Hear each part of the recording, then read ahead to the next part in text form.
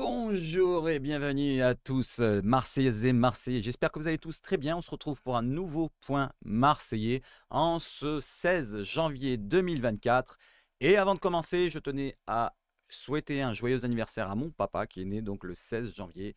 Bon anniversaire papa. Et on envoie la sauce avec l'introduction.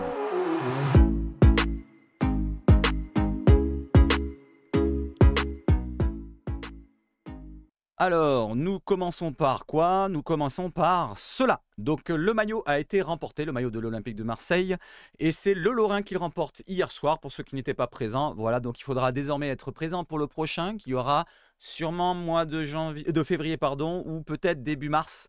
Voilà, donc les amis, tenez-vous au courant un petit peu de comment je vais procéder aux prochaines fois. Je vais toujours continuer avec les petits jeux du joueur mystère, ballon mystère et peut-être d'autres jeux pour un petit peu faire un petit côté ludique sur la vidéo à chaque fois.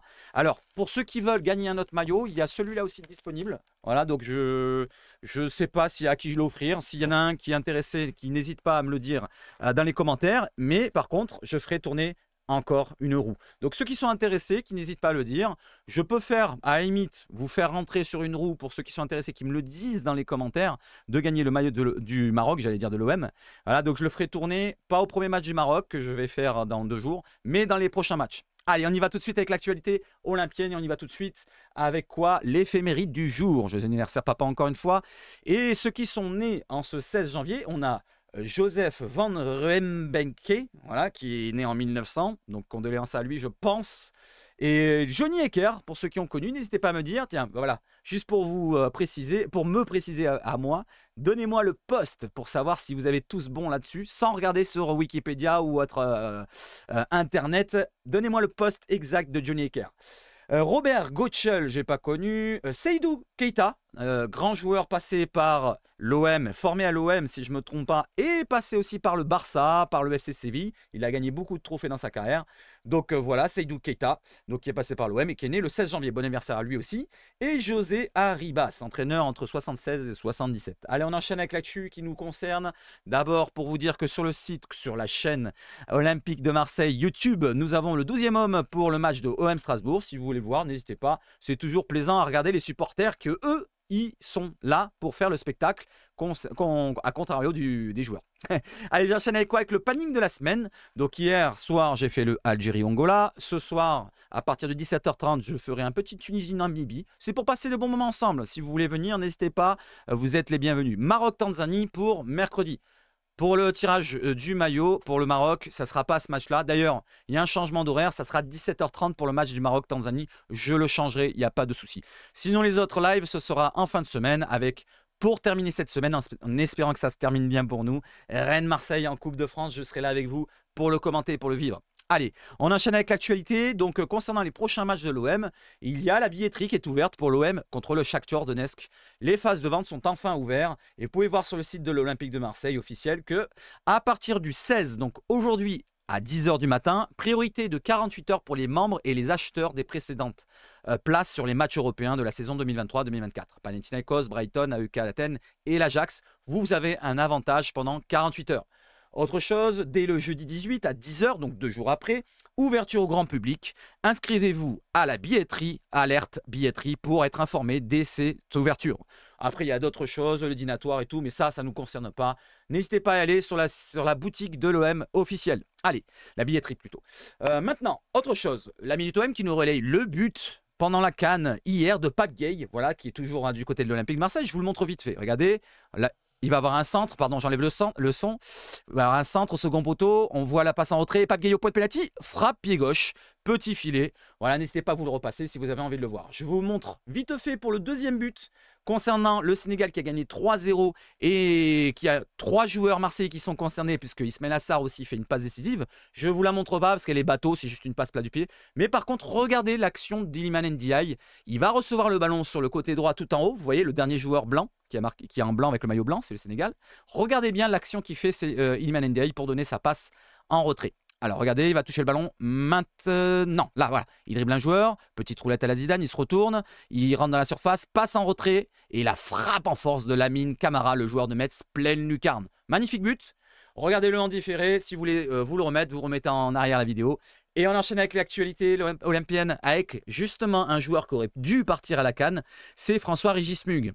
Alors, l'équipe qui nous précise que l'OM n'a toujours pas reçu la lettre de la fédération camerounaise autorisant François-Régis Mug à rejouer. Les représentants du joueur et Mehdi Benassia, notre conseiller sportif du club, se sont entretenus avec Samuel Eto'o, le président de la FECA Foot, sans succès, et même Pablo Longoria s'est ensuite dit impuissant pour débloquer la situation.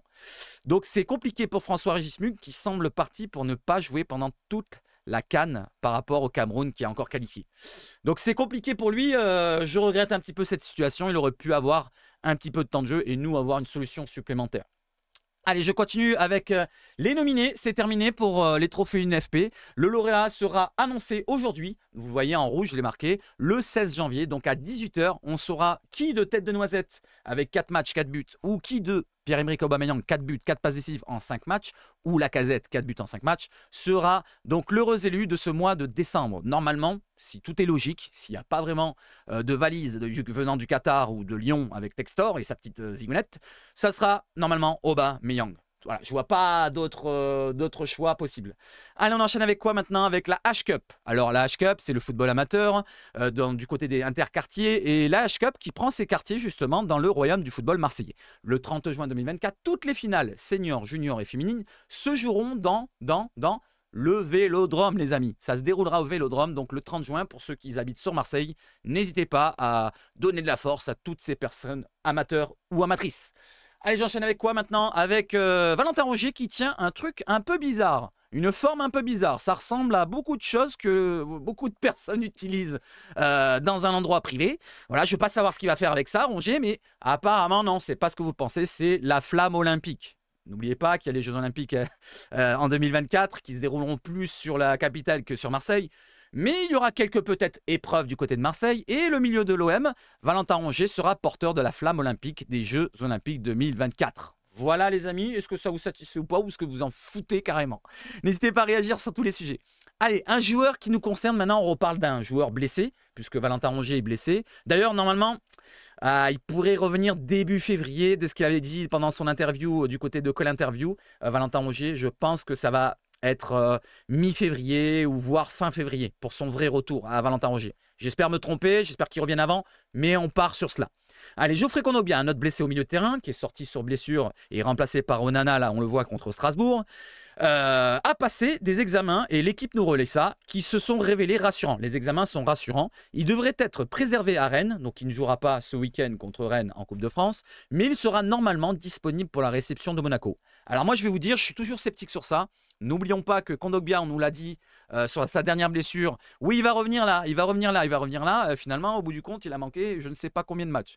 Donc est-ce que vous êtes confiant pour le retour de Kondogbia, sachant qu'il nous manque quand même des joueurs à tous les postes? On aura Gigot qui sera suspendu face à Monaco. S'il n'y a pas Kondogbia, ça va faire encore un manque. Il y aura obligatoirement un Onana qui va descendre dans la défense parce qu'on n'aura pas de solution vu que Gigot joue dans les défenses à 3. Donc est-ce que vous êtes confiant pour le retour de Kondogbia pour Monaco? Je ne parle pas de ce week-end, il ne sera pas là. Mais pour Monaco, ça sera le week-end d'après, le 27 juin, j'allais dire. Non, le 27 janvier.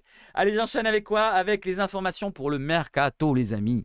On a Pablo Longoria et qui est sur le départ selon Football Club de Marseille. Donc la tendance est à un départ. Comme je l'ai dit, moi, c'est un ressenti. Et j'ai l'impression que c'est un ressenti pour le Football Club de Marseille. Ce n'est pas vraiment une information qui nous sort. Ils nous disent que, voilà, donc selon eux, ils le sentent bien comme ça, que Pablo Longoria serait sur un départ. Ça pourrait même se passer en fin de mercato hivernal. Voilà, je vous ai demandé plusieurs fois comment vous le sentez-vous. Vous m'avez tous donné votre avis. Merci de l'avoir fait. Si vous voulez encore réagir dessus, n'hésitez pas. Et on enchaîne justement sur quoi? Sur des dossiers qui nous concernent. Allez, on parle de Pape Gueye. Dans un premier temps, Pape Gueye voulait un salaire similaire à celui de Rongier.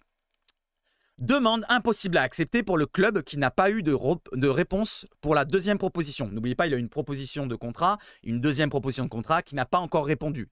L'OM aimerait un transfert cet hiver en cas de non-prolongation de Pape Gueye. C'est l'équipe qui relaie ça, il a oublié de le mettre, mais c'est juste en dessous la source. Alors, si on veut regarder le salaire qu'a Rongier, que Gueye voudrait avoir, on va comparer. Regardez, je vous montre vite fait sur le site Capologei, qui est toujours bien foutu. Donc on a Valentin Rongier qui est tout en haut, qui a environ 304 000 € par mois. Voilà, je l'ai calculé par rapport à l'année, il touche 3 900 000. Donc si on fait le calcul, on divise par 12, ça fait environ 304 000 € par mois. Si on regarde par rapport à Pape Gueye, qui touche actuellement 115 000 € par mois, donc ça fait pratiquement 3 fois plus. Il voudrait tripler son salaire. Et est-ce que c'est possible pour l'OM de lui tripler son salaire? Déjà qu'on lui a proposé aux alentours des 200 000 plus une grosse prime qui atteindrait peut-être le million d'euros. Je ne sais pas comment le penser. Finalement, je suis en train de, voilà, je suis entre deux. Voilà. Est-ce que c'est vraiment Pape Gueye qui a raison de se mettre au niveau d'un Valentin Rongier qui est capitaine de l'OM, qui a eu beaucoup de matchs à jouer avec l'OM, alors que Pape Gueye il s'est pas vraiment imposé. Je parle pas du niveau, hein. Je parle vraiment du temps de jeu et de l'importance.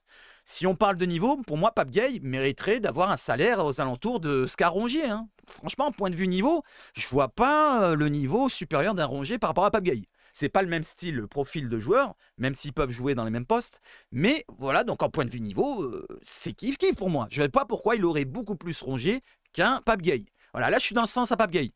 Mais de là à passer du simple au triple, ça fait beaucoup. Ça fait beaucoup. Je pense que si maximum il demandait 250 000, et encore je trouve ça énorme, ça fait 2 fois presque et demi, on serait déjà à la limite. Alors là, 304 000, s'allonger sur les 300 000 par mois, je trouve que ça fait beaucoup. N'hésitez pas à réagir. Est-ce que vous trouvez que ça fait beaucoup comme augmentation pour Pape Gueye? Un triplage de salaire. D'ailleurs, justement, quand on parle de triplage de salaire, on va en parler justement de Lodi qui va tripler son salaire sur son départ. Allez, justement, sur Lodi, on va regarder maintenant les joueurs qui vont arriver pour le remplacer.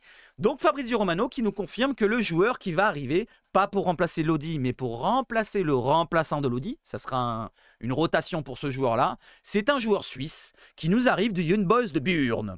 Et il s'appelle Ulysse, pas revient, mais Ulysse Garcia. Voilà, donc c'est un joueur suisse, comme je l'ai dit, né au Cap-Vert si je ne me trompe pas. Donc 28 ans, on va préciser sa fiche Transfermarkt tout à l'heure. Donc l'Olympique de Marseille, selon Fabrizio Romano, paiera des honoraires, donc un transfert de l'ordre de 3 millions d'euros. Il y aurait des bonus en plus, c'est pas précisé, mais bon, ça va pas atteindre les 10 millions non plus. Si ça atteint 4 millions maxi, peut-être 5 maxi, ça serait beau déjà. Accord conclu avec Young Boys de Berne et tests médicaux à suivre dans les 24 heures. On y va, let's go, here we go, comme il dit Fabrizio Romano. Ça, c'était hier soir, vers les 6h30, 7h du soir. Donc, on pourrait s'attendre à aujourd'hui à voir une annonce officielle de l'Olympique de Marseille, comme quoi Ulysse est la future recrue. Ou alors, moi, je pencherai plutôt sur mardi matin, mardi après-midi, vous voyez ce que je veux dire, voire mardi soir. Justement, on continue sur l'information et Fabrice Hawkins qui travaille du côté de RMC Sport, c'est un bon journaliste qui a toujours des bonnes infos. Lui, il nous dit que la visite médicale ne se passera pas donc aujourd'hui, donc ce lundi. Ce mardi, pardon. Et si, on est mardi, merde, je suis bête, excusez-moi. Oui, se déroulera ce mardi. Bah, il confirme en fait ce qu'a dit, comment s'appelle, Fabrizio Romano. Je me suis totalement emmêlé les pinceaux avec le lundi et le mardi. Mais en tout cas, voilà, donc il confirme, Fabrizio Hawkins, que c'est le même jour. Allez, j'enchaîne derrière, je me suis trompé. Mais c'est pas grave. C'est pas grave, c'est toujours des petites erreurs comme ça et ça fait toujours meubler la vidéo. Alors derrière, on a un site qui s'intéresse au football suisse. Il s'appelle Football Therapist. Il nous dit en tant que suiveur du championnat suisse, qu'est-ce que je pense d'Ulysse Garcia à l'OM? Et il nous dit, c'est personnellement un de mes joueurs préférés au pays car c'est un des seuls latéraux, voilà, à être capable d'éliminer en 1 contre 1. Mais pour autant, pas mal de doutes quant à son adaptation. Alors, il y a un doute pour son adaptation du côté de l'OM, selon Football Therapist. Alors, je ne sais pas s'il est vraiment scientifique dans le football, s'il est vraiment précis là-dessus, mais on verra dans l'avenir. C'est vrai qu'à l'OM, ça peut être compliqué. Alors, le contexte, ou alors peut-être son style de jeu, peut-être sa mentalité qui est différente. On ne sait pas. Moi, à première vue, quand je le vois comme ça, je pense tout de suite à Tavares. Le physique, quand on regarde comme ça, on fait Tavares. Ah, non, si c'est Tavares, ça ne va pas marcher longtemps. Cela dit, c'était un petit achat. N'oublions pas, c'est 3 millions, 4 millions maxi. Ça va encore, ça va encore. Et ensuite, on va parler de son salaire, justement. Et je vais vous le montrer tout à l'heure. Mais avant de passer sur son salaire, les amis, on y va sur sa fiche. Et on continue sur des belles analyses, pourquoi pas.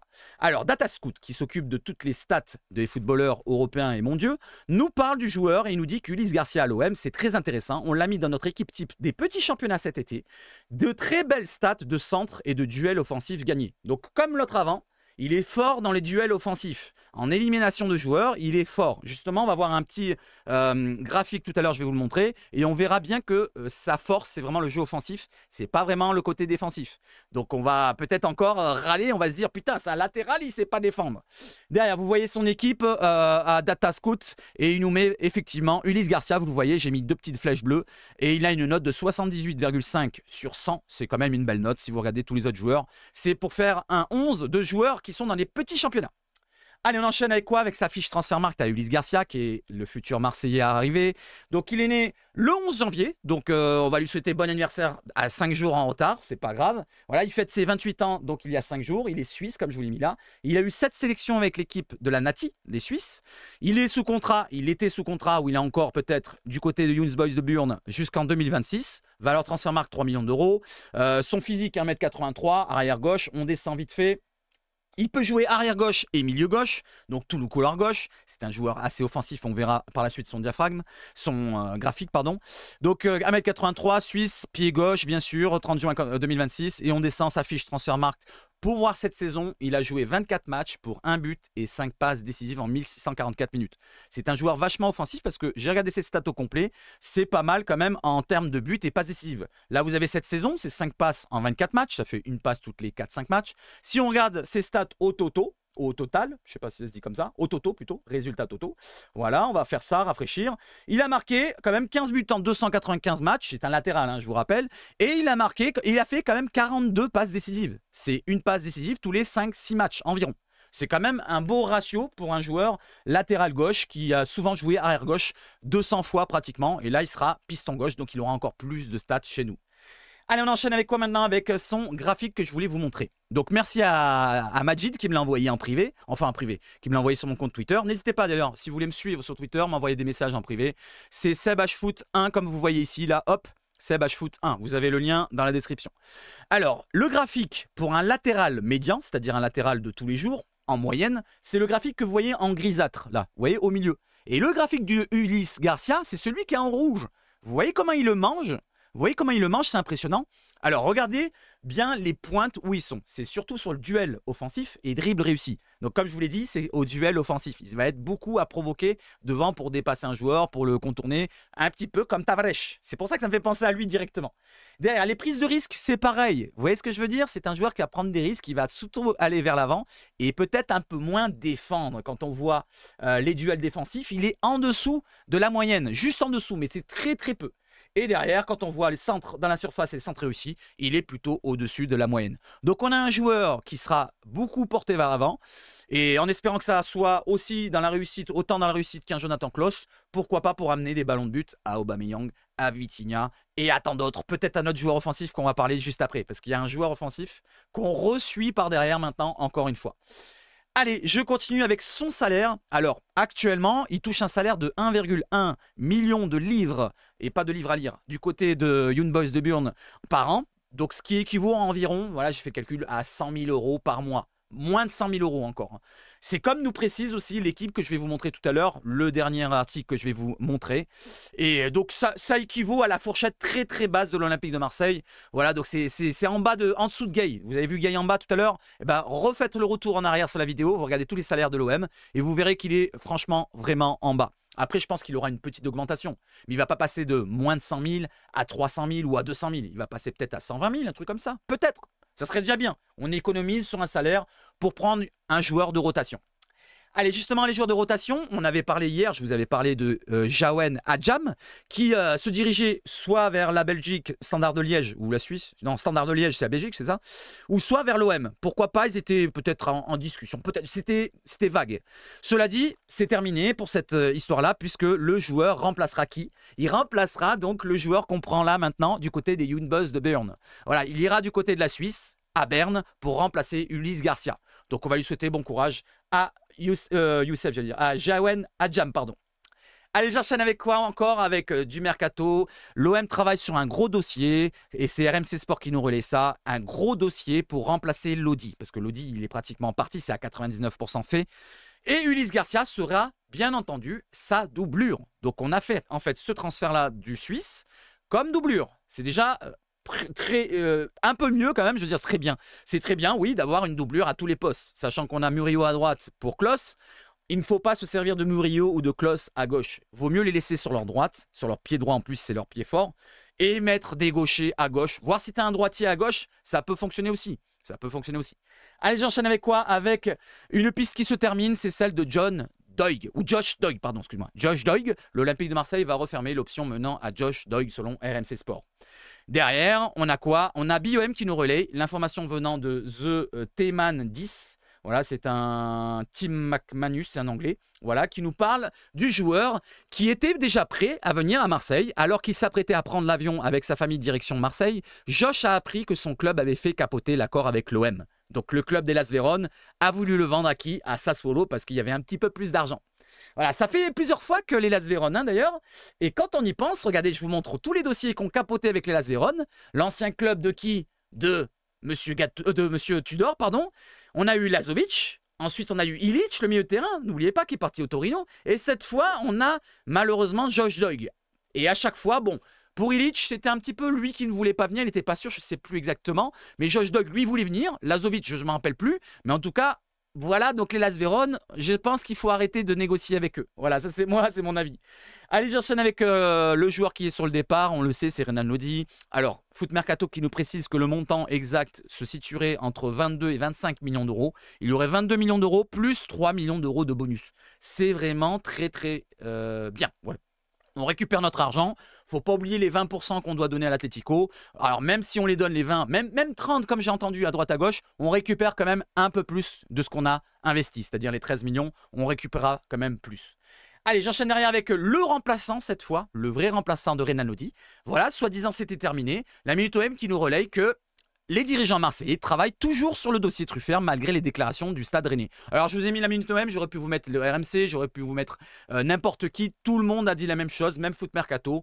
Apparemment, l'OM est toujours sur ce dossier et même je crois que l'équipe l'a relayé. Donc l'OM est toujours sur Truffert. Il suffit que l'OM propose ce qu'ils veulent les Rennais et c'est bon, il sera à l'OM. Voilà, donc est-ce que vous êtes satisfait plutôt de Truffert ou d'une autre piste? N'hésitez pas à me donner vos noms si vous avez d'autres joueurs en tête, parce que ça serait intéressant de partager ensemble vos pistes et les pistes officielles.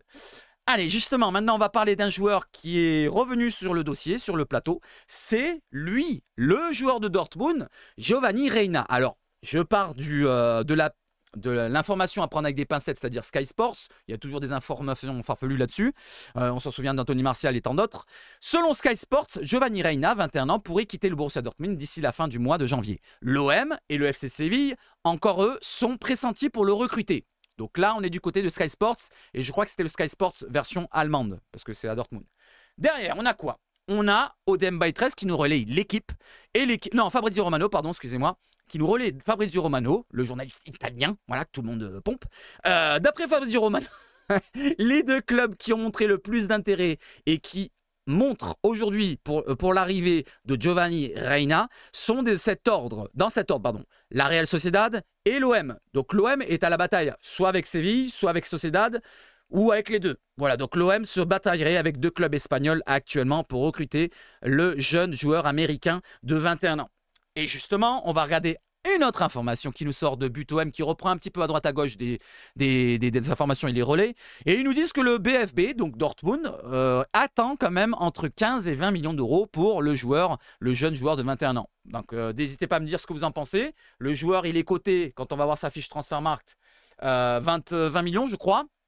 Derrière, c'est précisé en bas, regardez, le club phocéen souhaiterait se faire prêter le joueur de 21 ans. Il souhaiterait se le faire prêter. Mais derrière, je vais vous montrer sa fiche Transfermarkt, on va le voir ensemble, on le refait un petit peu ensemble. Donc Giovanni Reina, 21 ans, États-Unis, 24 sélections avec les États-Unis pour 7 buts, contrat jusqu'en 2025 du côté de Dortmund, 20 millions de Transfermarkt. Son poste préférentiel, c'est milieu offensif, il peut jouer à droite, à gauche, il est droitier. Donc qu'est-ce qu'on peut dire d'autre? Très jeune, 21 ans, je rappelle. Il a sa cote qui a baissé vachement depuis 2 ans, c'est parce qu'il s'est blessé. Il s'est blessé et depuis son retour de blessure, il a un petit peu mal de revenir. Cela dit, cette saison, regardez, il est tout frais, puisqu'il a joué que 12 matchs, enfin il est rentré que 12 fois pour 320 minutes. Donc ça serait intéressant, je dirais moins en prêt. Voilà, faut pas trop tenter le diable à recruter, investir plus de 20 millions d'euros sur un joueur qu'on n'est pas sûr si vraiment il va s'imposer à l'OM. N'hésitez pas à me dire ce que vous en pensez. Et on va terminer sur quoi, justement, sur ce dossier, en allant sur l'équipe. Alors, l'équipe qui nous relaie que quoi? L'équipe qui nous relaie que, voilà, donc vous avez le salaire, comme je vous l'ai dit tout à l'heure, j'ai fait le calcul. Garcia toucherait moins de 100 000 euros bruts mensuels. Voilà, environ, c'est ce qui touchait du côté de Young Boys de Berne. Donc, en parlant de Ulysse Garcia, la recrue qu'on va avoir du côté latéral gauche en remplaçant. Donc, moins de 100 000 euros pour un remplaçant. C'est très important de ne pas avoir des gros salaires comme les Amavi qui jouent encore qui sont toujours sous salaire avec l'OM, qui touchent autant, voire plus que Pape Gueye. L'Olympique de Marseille sur la piste de Giovanni Reina. Voilà, ça se confirme là. Je voulais entourer là. Et derrière à droite, regardez ce que j'ai mis entouré. Je vous le lis si vous voulez. L'idée de recruter un joueur offensif créatif, comme je vous l'avais dit, ça pose problème pour moi. Hein. Il avait dit Pablo Longoria, non, on ne recrutera pas de joueurs offensivement, de poste offensif, plutôt latéraux gauche et on verra après. Là maintenant, l'idée de recruter un joueur offensif créatif aurait émergé des discussions entre qui? Entre Gattuso, voilà, il a dû réclamer, il a dû se dire, putain, oh, sans déconner, j'ai quoi sous la main?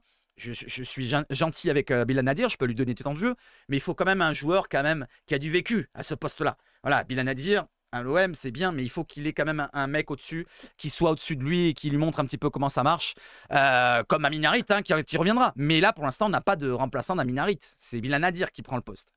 L'idée de recruter donc un poste offensif créatif aurait émergé entre des discussions avec Gattuso et les dirigeants.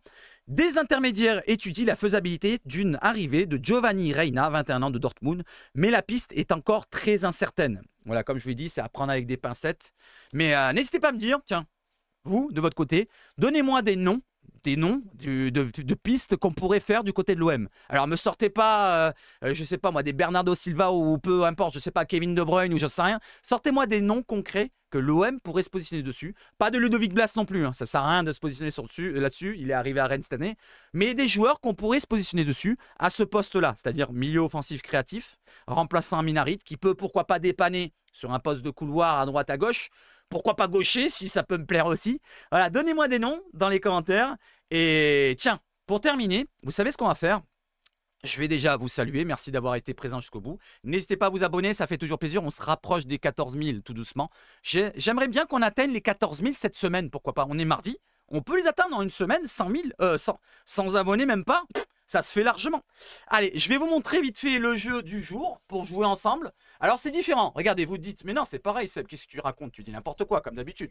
Alors regardez, prénom, il y a là, prénom 5 lettres, donc regardez bien, 10 lettres pour le nom, ok?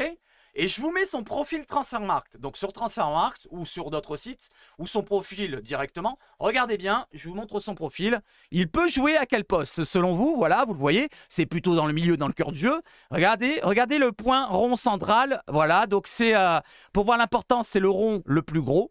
Et vous regardez à droite à gauche, regardez le nom, comme je vous ai dit, 10 lettres pour le nom, 5 lettres pour le prénom. C'est un joueur qui est passé, allez, je vous donne un indice parce que ça va être trop dur sinon. Allez, je vais rester vague entre 1990 et maintenant, et 2023, ok? Voilà, je reste très vague. Après, je vous donnerai un autre indice si vous ne trouvez pas. Voilà, on va essayer d'être un peu plus dur, parce qu'à chaque fois, vous les trouvez pratiquement dans les premiers. Au moins, ça peut permettre à tout le monde de jouer. Voilà, mes amis, n'hésitez pas à proposer ce que vous voulez, partager, liker, très important, abonnement. Merci à tous en tout cas pour le soutien, ça fait toujours plaisir de partager la passion de l'OM avec vous. On se retrouve ce soir hein, pour le match Tunisie-Namibie, ça n'a rien à voir avec l'OM, mais c'est toujours plaisant de parler de football. Si je ne fais pas de live pour parler du mercato tout le temps, parce que ça ne sert à rien de tout le temps parler, je vous fais la vidéo le matin. Autant faire un résumé pour le matin et après quand on se retrouve, on en parle vite fait de ce que j'ai dit et puis après on parle un petit peu de ballon, on regarde les matchs ensemble et on passe de bons moments. Je vous souhaite de passer une excellente journée de mardi 16 janvier. Encore bon anniversaire papa et surtout, allez l'OM! Allez ciao ciao ciao les amis, bonne journée à tous.